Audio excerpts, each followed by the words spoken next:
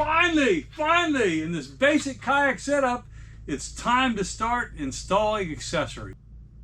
I know if you've been following this series, you've been waiting a long time for me to get to this episode where we actually start installing stuff on this kayak beyond that anchor trolley we did in an earlier episode. And the first thing I need to point out is what the heck is this stuff I've got in my hand? It's big, it's aluminum, it's colorful, and most importantly, it's not that expensive. If you were to go up on Amazon and look up Yakattack utility track, their heavy duty track costs 35 bucks for a 16-inch piece. Each one of these pieces is 2 feet long. If you get light or medium duty, what's that cost? That costs an 8-inch piece, costs 15 bucks. And there's no difference between it and what I'm holding in my hand. And this is Woodworker's T-Track. Now, I guess there is a difference. With the Yakattack stuff, you either install it with a bazillion screws along the side, or it's going to assume that you can reach up underneath inside the kayak and tighten down some nuts. To install this stuff, we have to use well nuts. And the great thing about the well nuts is that they come with the angled top that'll fit perfectly into this T-Track. So what does this stuff cost anyway? You can get 4 feet of it for 20 bucks on Amazon. And I'll put the link down below. You can also get it in different links. So, first thing to do is make sure you've sized the utility track to the spot where you want to put it. Now when you cut this, you want to make sure that you don't chop off one of the mounting holes and leave a big section just kind of hanging out. So if you have to trim it from both sides using a hacksaw. My middle seat is over there. That's where I would typically be sitting if I was using this as a single. And this is the eligible space between these two seat hooks. So I want to make sure that I've got a good hole with the well nut connector right there, and then one up here at the top as well. So I will balance, kind of center that up, and then I will make a mark with my Sharpie to tell me where I need to trim it with the hacksaw. Well, everything is trimmed up. Now it's a matter of deciding where I want to line it up. And I kind of like lining these things up along with the natural edge of the kayak, because then it won't look cockeyed. Now again, this is curved a little bit, so you just got to eyeball it in. And notice that I'm away from this indent and this one up here. Now the secret is you only make one hole initially. So I'm going to take my Sharpie and mark this hole right here, and that will be the one I drill.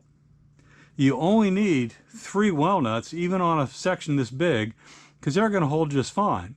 Before you drill a hole in the boat, drill a pilot hole in another piece of material, and then put the well nut through that hole to make sure that it fits nice and snug. You can see this is just perfect right here. There's the hole.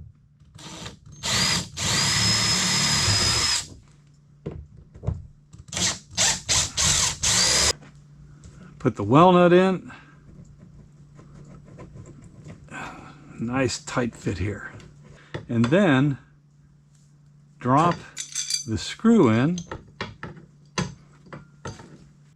When you screw this in, be sure you hold your material down nice and tight, because that will lock in the lip right here of the well nut, because otherwise the pressure of the screw going in here might cause this to deform and pop through the hole.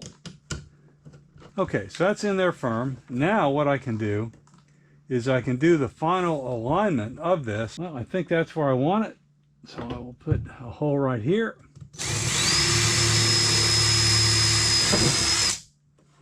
And then one up here.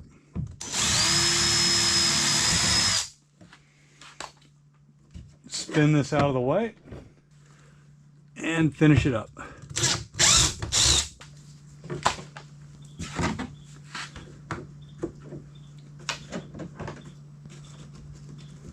Two walnuts, Rotate this back in place.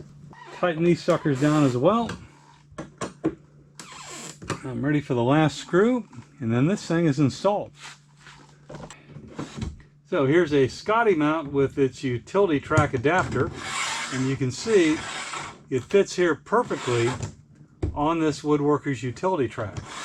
And in the future, we'll be making do-it-yourself accessories using these T-bolts, and you can see that they go on there smoothly as well.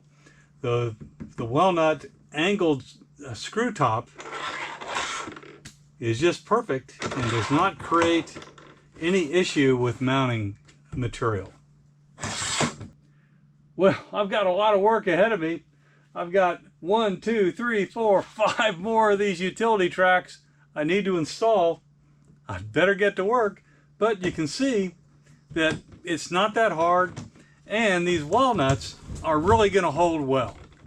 I've had 3 walnuts on my steering, which experiences intense pressure on my Jackson Kuza, and they've never come loose.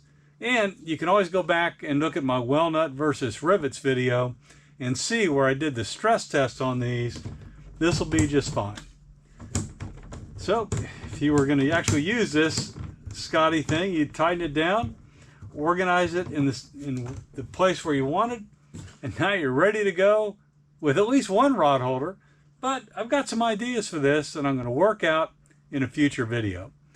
Comments? Throw them down below. Thanks.